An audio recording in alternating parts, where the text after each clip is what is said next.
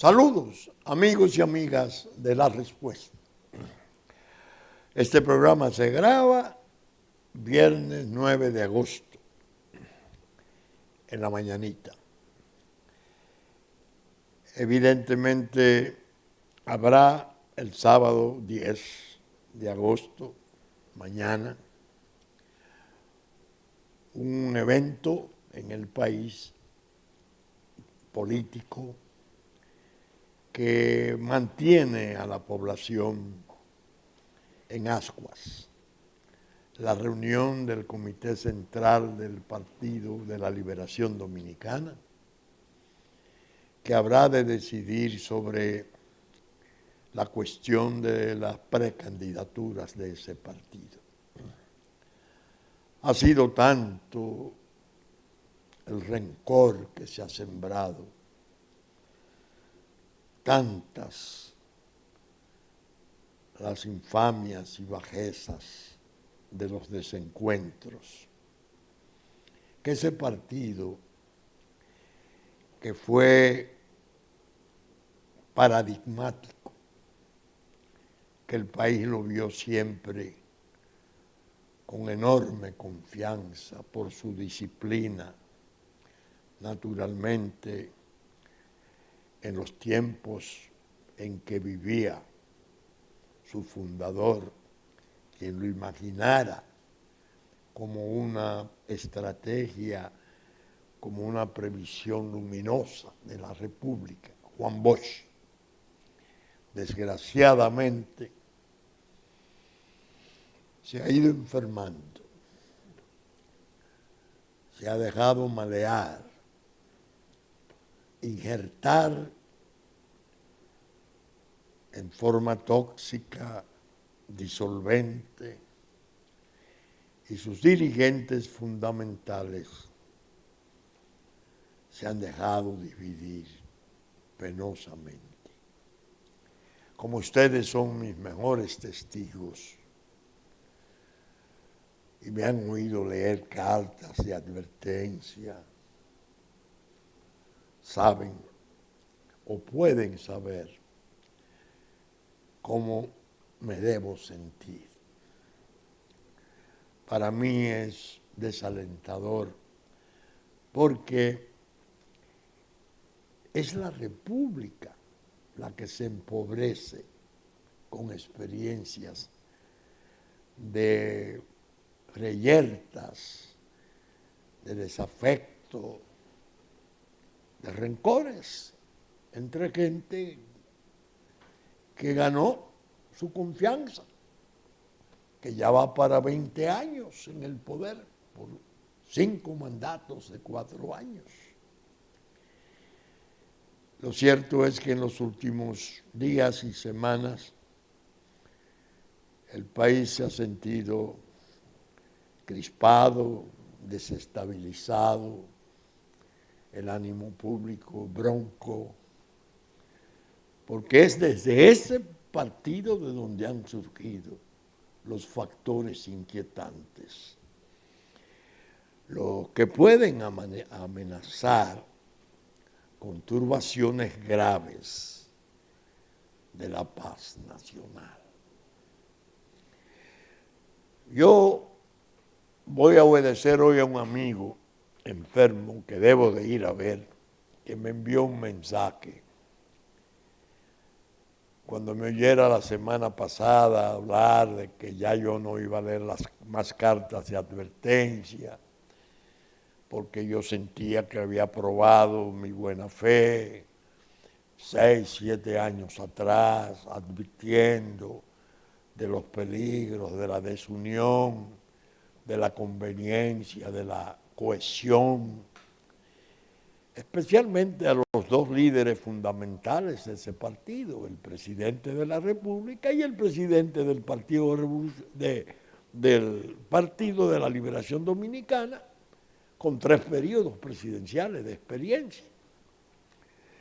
Y el amigo me manda a decir que no, que las pruebas de las cosas que yo afirmo no las deje de hacer documental, porque permanecen más en la pregunta, pero que de todos modos es posible que mucha gente que no lea la pregunta deba de oírla en la respuesta. Tiene razón. Yo he creído en su consejo. Hoy no traigo una carta. Hoy traigo la pregunta del miércoles.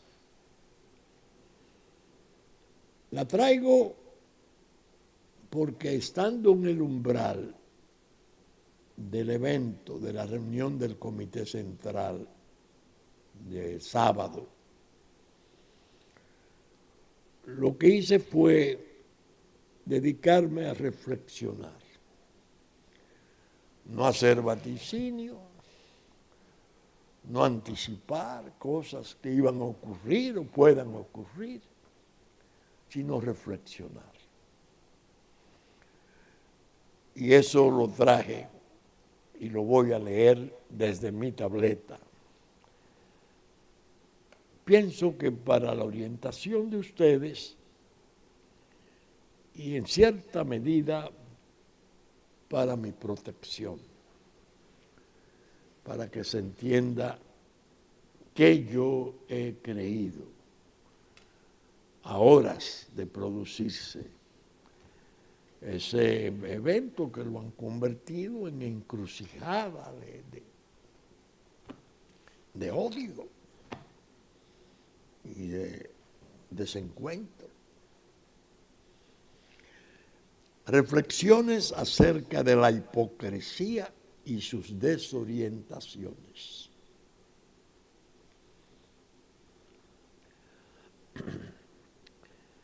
Me impresionó saber lo que figura como máxima en el frontispicio del monumental edificio que aloja parte de los archivos de la Segunda Guerra Mundial en la capital norteamericana, Washington, el cual reza: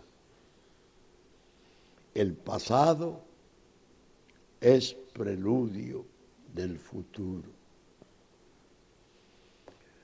Es una conmovedora admonición que viene desde el vientre del mayor dolor de la historia y que queda como lección no aprendida, según se ha podido saber por las incesantes réplicas de las llamadas guerras menores que todavía estremecen al mundo. Ya tenía bien arraigada la convicción de que dentro de la vida propia de los pueblos también resulta válida la enseñanza de que el pasado es preludio del futuro. Y pienso que ha sido por ello que mi memoria se tornara tan insistente. Confieso que ha sido al amparo de mi vida tan prolongada que ha crecido mi dependencia del pasado. Lo advierto mejor ahora, en presencia de los chocantes momentos de un presente fatuo, tan grávido de progresos tecnológicos, que lo lleva a la arrogante exhibición de sus modas desquiciantes como logros definitivos y perdurables de la sociedad. ignora el insolente presente de los progres, cuánto ha sucedido antes y cómo condiciona ese pasado lo que está por venir. Para comprenderlo verdaderamente hay que haber vivido las tormentas que siempre la condición humana ha sabido desatar. El vértigo del modernismo con sus deslumbrantes progresos de técnica y sus éxitos para generalizar el conocimiento, no es capaz de columbrar debidamente que los sentimientos del hombre siguen intactos, por lo que muchas de las cosas peores por llegar las traen los mismos errores de siempre. Porque seguirán las pasiones dominando el acontecer con sus aberraciones de odio, de envidia, de codicia y desapego de toda compasión. Algo que solo lo engendran las oprimentes obsesiones de los dominios. Hay entre nosotros hoy, cuando el poder generador de esos odiosos dominios que tanto se empeñan en desricarse, y al contemplar la siembra de azares con que la ambición agrede nuestra suerte, insiste mi memoria en recordar mis advertencias desde hace largo tiempo, indicando desde el pasado cómo vendría el futuro con dureza de maldición. Sabemos ciertamente que la extinción de la lealtad es un fenómeno remoto y que obra como madre eterna de la traición, tan presta para asistir al futuro como una fiesta, particularmente cuando esta es fiesta de puñales. Nada nuevo bajo el sol se dice para eliminar toda novedad y sorpresa. Sin embargo, haberlo advertido para mí tiene algún modesto mérito, con la incomparable ventaja de que a uno le basta el veredicto de la propia conciencia, que le permite hacer caso omiso de lo que puedan reconocer los demás.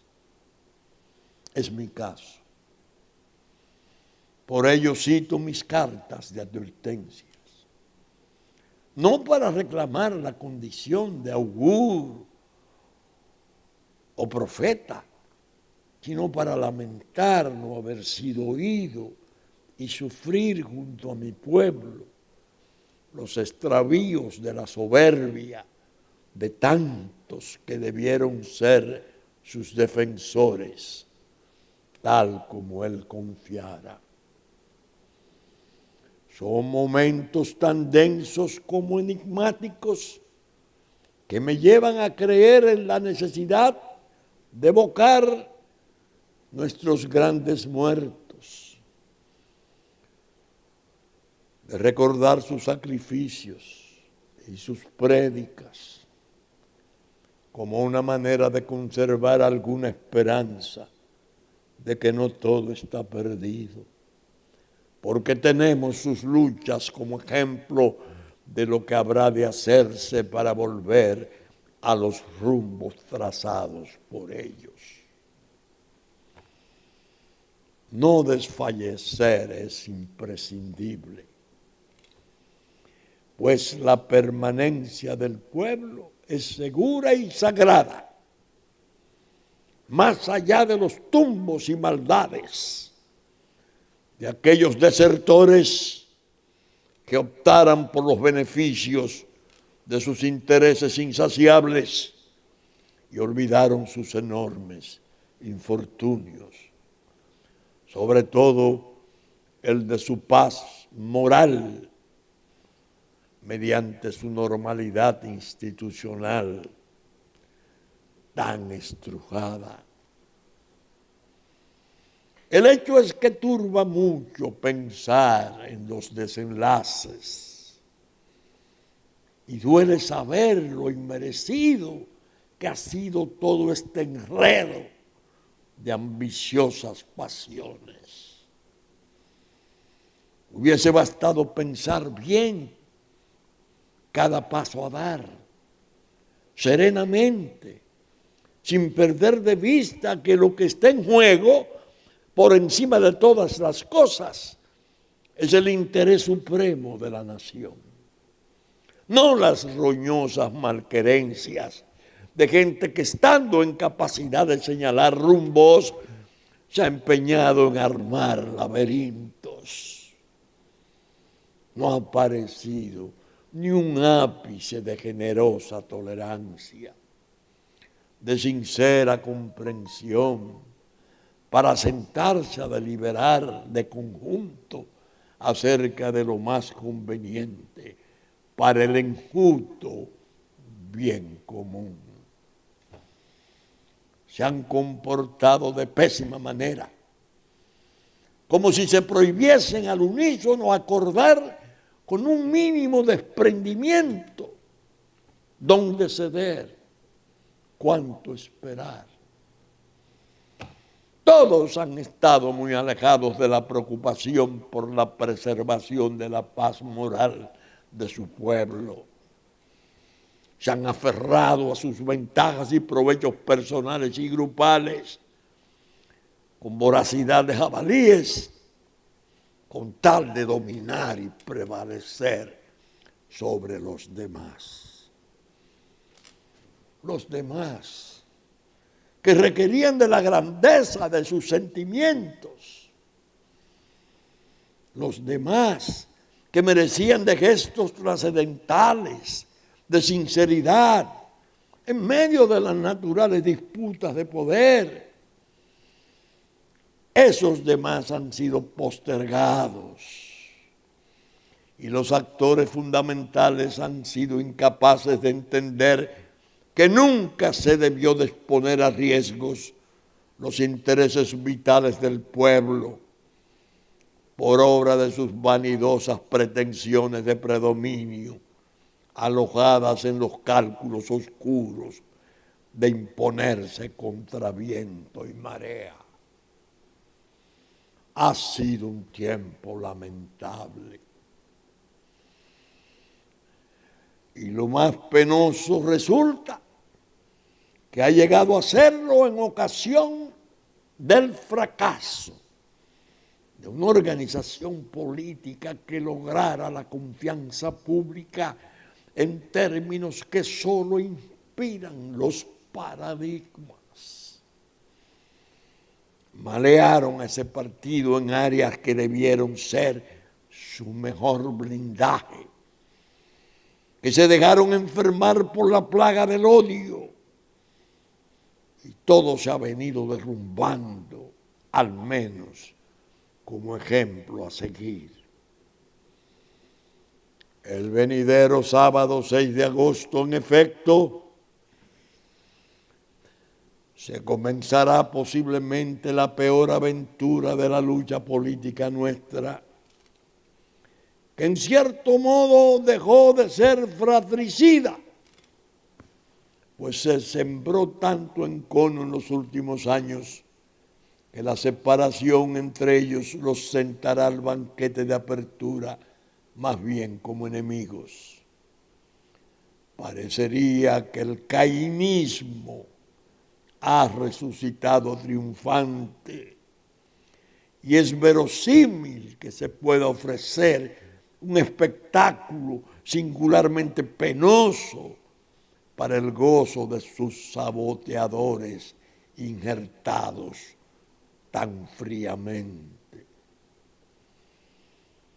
En la estupenda cantera de personajes de la caricatura en nuestra hermana República Argentina, recuerdo con especial agrado al doctor Merengue. Este se caracterizaba porque cuando afirmaba algo aparecía detrás de su cabeza un roncillo donde se alojaba lo que realmente pensaba, que era distinto o muy contrario a lo que expresaba. Un verdadero monumento al engaño, la simulación y la hipocresía, desde luego, en términos de divertido pasatiempo. Ahora, cuando está puesta la mesa para el banquete que significa una convención de cientos de dirigentes de un partido político, y se sospecha de que puede ser el cráter de su demolición, hay razones suficientes para el pesar si se retiene que fue esa organización un luminoso sueño de uno de nuestros grandes hombres, Juan Bosch. El título de esta entrega lo pensé quedamente y me dije, si solo se tratara de rencillas entre antiguos compañeros, podría ser no preocupante. Pero se está en presencia de algo que constituye la destrucción de un arma que llegó a tener la República, de la cual se la priva, aumentando su indefensión para las nuevas y duras vicisitudes que la están apresando como requisito previo a su liquidación eventual y su conversión en puerto libre, cuya fatalidad geográfica la coloca en el mismo trayecto del crimen, no solo del sol. Aquel, el crimen, muy hibridado entre la sangre, las lágrimas y los capitales más perversos del mundo. Parece fracasar la nueva primavera que se llegó a columbrar antes de que el egoísmo entrara con su sable de lucro, ventajas y poder. En fin, antes de apersonarse las sinrazones que constituyen su instrumental de destrucción masiva de valores esenciales de la República, uno de ellos, el sueño sublime de Juan Bosch. Sé bien, no obstante, que se puede dar la ambición por sobreentendida en la lucha política, pero advierto que sus grados de intensidad saben oscilar entre vencer a todos los demás hasta llegar a los móviles terribles de destruirlos sin compasión. También es la ambición, justo es decirlo, muchas veces necesaria, pues genera méritos cuando se logra mantener en los límites sanos de destacarse el sujeto para la promoción personal y alcanzar niveles irreprochables a su entender. Sin embargo, el descalabro se presenta cuando se excede y se hace acompañar de sentimientos malvados, y el sujeto se enajena y refugia en los envanecimientos del ego, cuando cree posible vencer a toda costa, sin reparar en principios, poniendo de lado toda idea de lealtad y de respeto a la decencia de vida. Ahora bien, Estoy convencido de que escribir en momentos como estos resulta difícil si se pretende hacer vaticinios.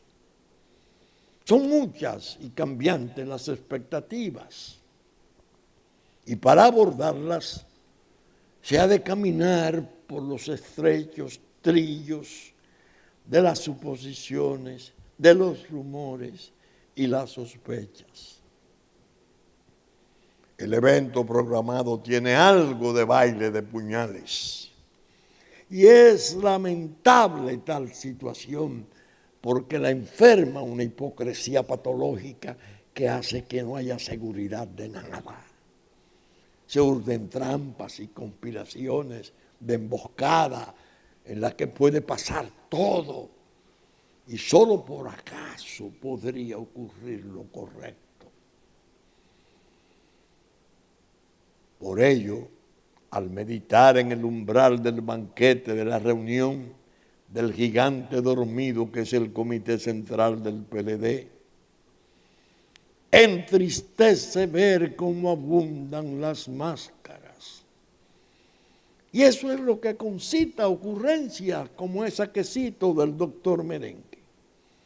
Piensa uno en lo prodigioso que sería poder hacer una comprobación de cómo piensan esas 600 y tantas cabezas al margen y más allá de los ditirambos engañosos de falsas lealtades. En suma, estamos sufriendo una experiencia de inestabilidad que no merecemos. Y menos por obra de extravíos del instrumento político con que contara y en el cual confiara la República como un guía idóneo para atravesar los páramos de la descomposición nacional tan siniestramente calculada. Dios ha de querer que no ocurra lo peor y que se produzca el milagro de la aparición de la sensatez, esa dama apacible y buena que adecentaría este baile de puñales que se viene comentando como una caja de Pandora. Que venga además la armonía como dama de compañía de aquella virtud y se abandonen de repente todos los propósitos sombríos que han venido impulsando al desastre. Sobre todo, ruego por la paz y que tanto el baile de puñales del sábado venidero como los otros eventos a desprenderse para las manifestaciones electorales no terminen como la inmemorial cena de Baltasar. ¿Pueden ustedes, amables lectores de la pregunta, ser indulgentes con mis ruegos y aprensiones?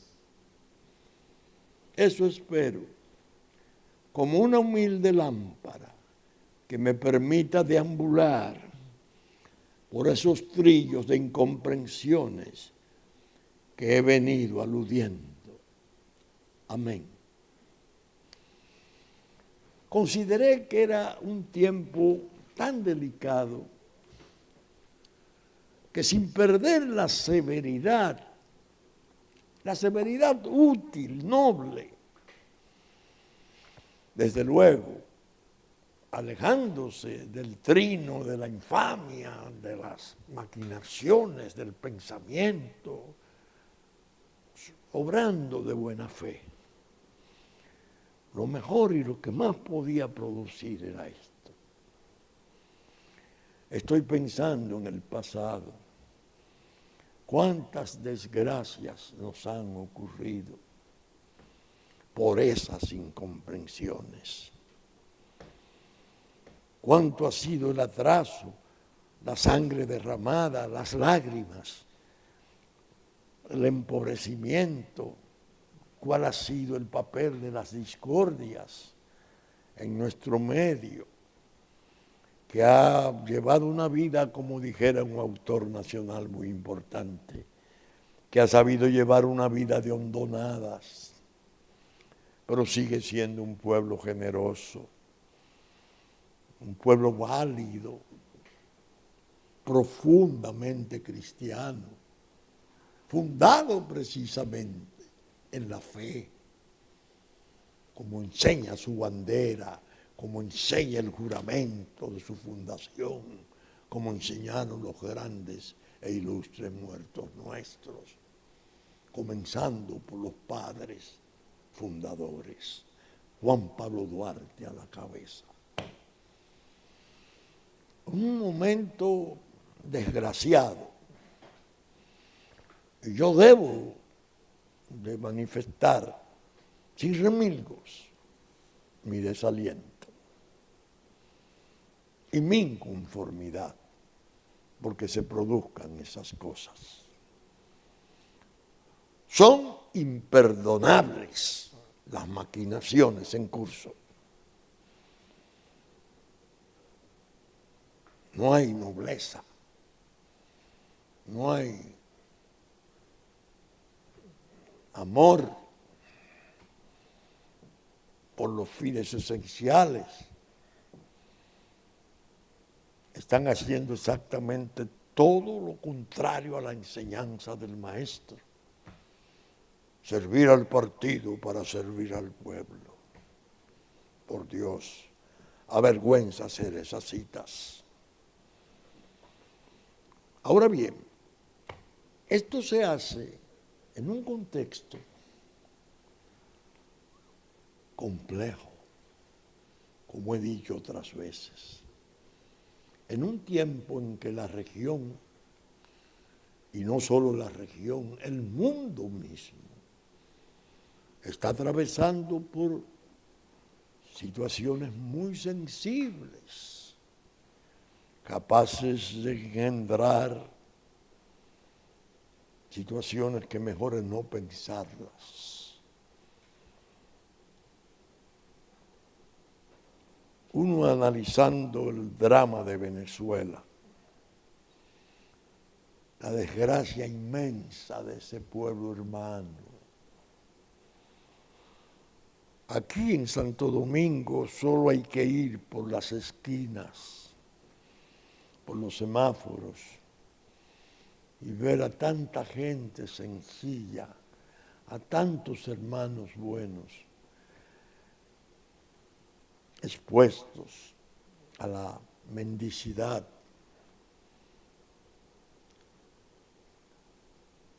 pidiendo apoyo de la población nuestra. Venezuela. Esa tragedia de ese pueblo es una calamidad mundial ya. Y aquellos que a nombre del chavismo han ejercido el poder en una forma plena, rotunda, aplastante, a mi modo de ver, distinta a como la concibiera el líder real de esa revolución,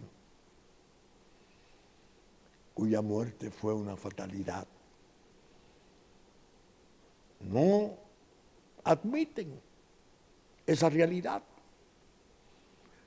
Yo digo que el éxodo masivo de tanto pueblo, nada de élite, nada de privilegiados, gente del pueblo, es la acusación máxima que se le hace al régimen actual de Venezuela.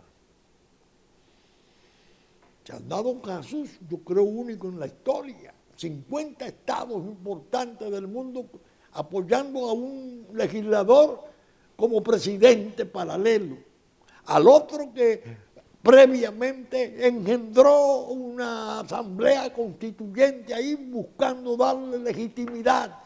Y ese pueblo ha ido entre una asamblea constituyente y una asamblea nacional al desorden, al caos. Ahora viene el bloqueo duro del Imperio del Norte. ¿Qué está pasando? La guerra entre el Imperio del Norte y el Imperio de Asia, China, Estados Unidos, guerra por hegemonía, por espacio. con un trasfondo ideológico delicadísimo, que precisamente en la semana el señor embajador de la China Popular, en un artículo el 8 de agosto aparecido en el listín, bajo el título "Para entender la China de hoy hay que conocer al Partido Comunista",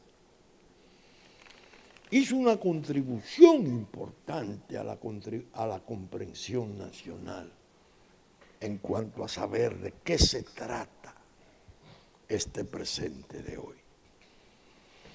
Describe, tiene afirmaciones impecables.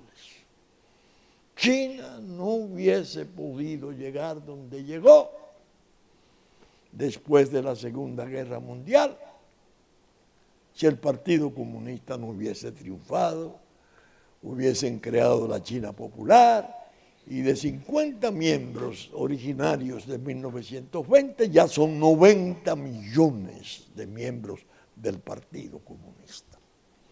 Un modelo único, prácticas capitalistas hacia el exterior, pero control rígido por el partido sobre las operaciones y trazando rutas espectaculares en África, en América Latina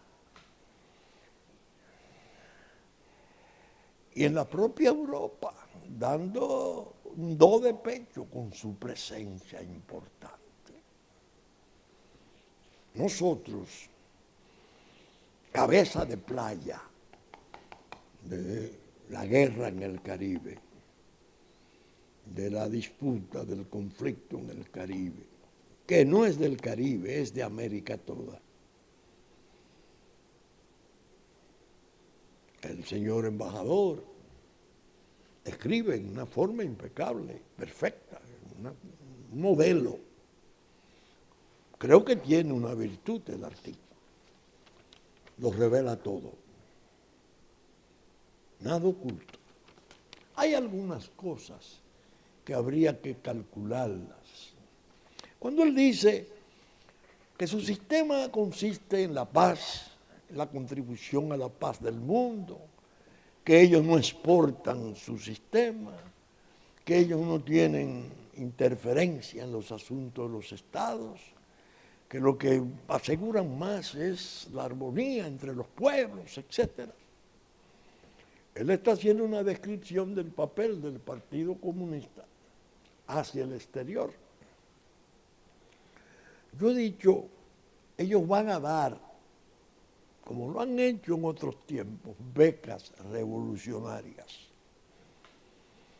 Las becas revolucionarias consisten en llevarse juventudes ya con cierta formación básica para entrenarla, para adiestrarla, para de algún modo puedan regresar a sus pueblos a ser útiles.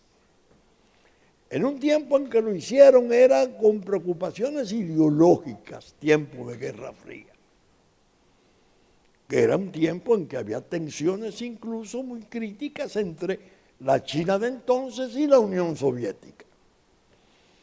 Estaban como bifurcados el socialismo mundial, por un lado los soviéticos, por otro lado el maoísmo. Al venir el nuevo modelo, ya esto entremezclado con los negocios opulentos, con el crecimiento económico, con la industrialización y ya siendo el fenómeno de superpotencia que es, incluso en el campo espacial.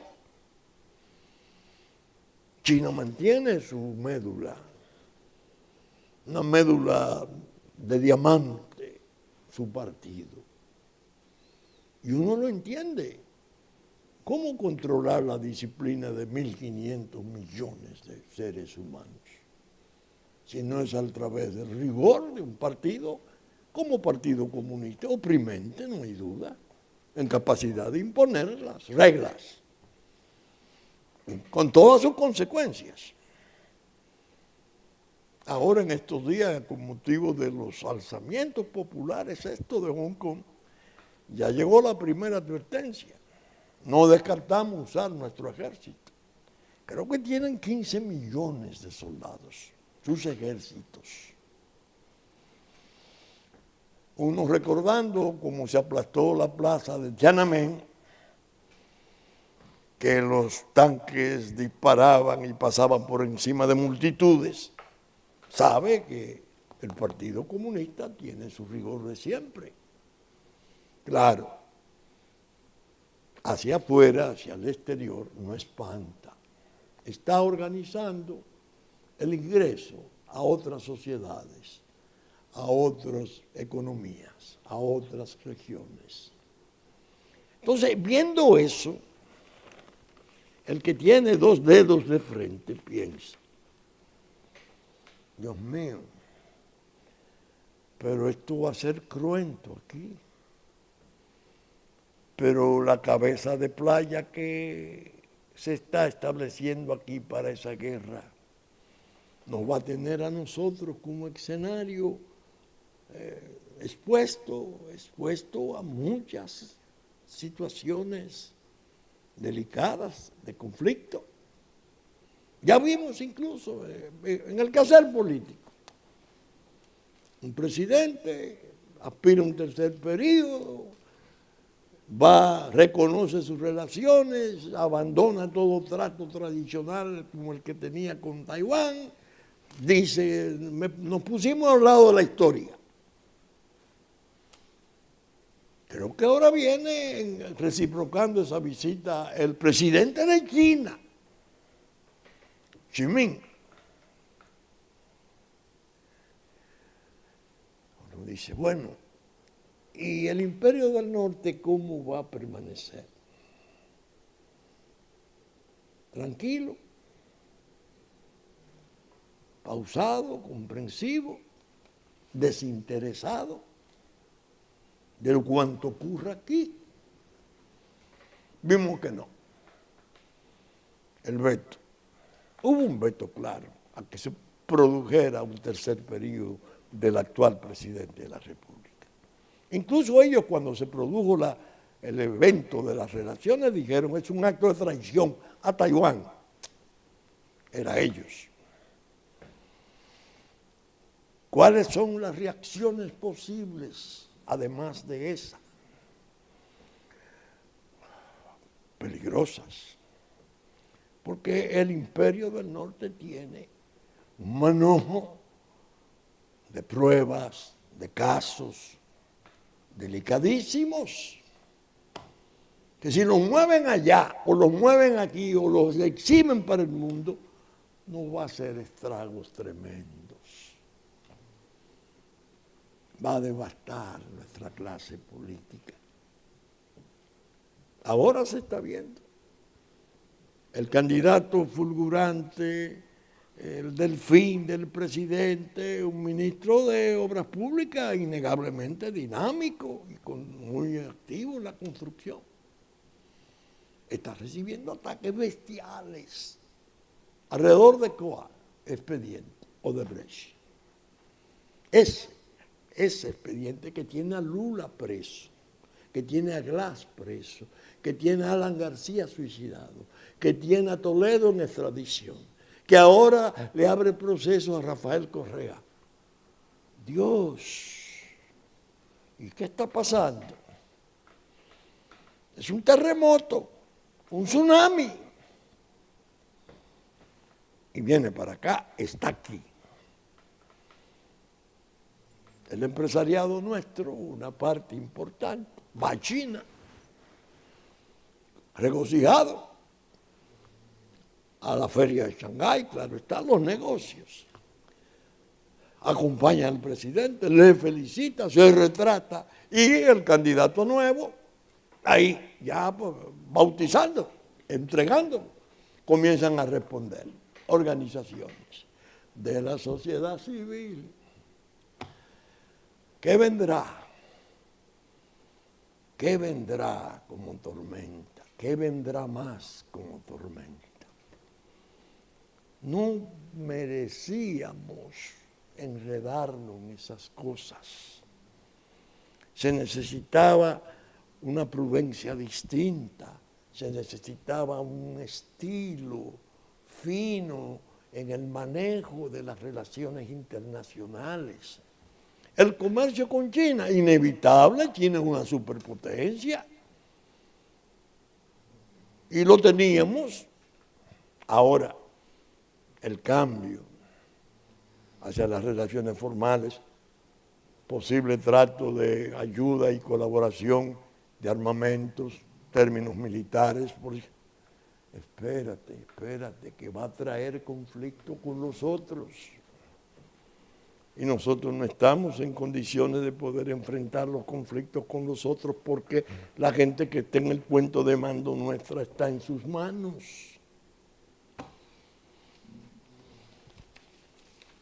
Cuando hablo de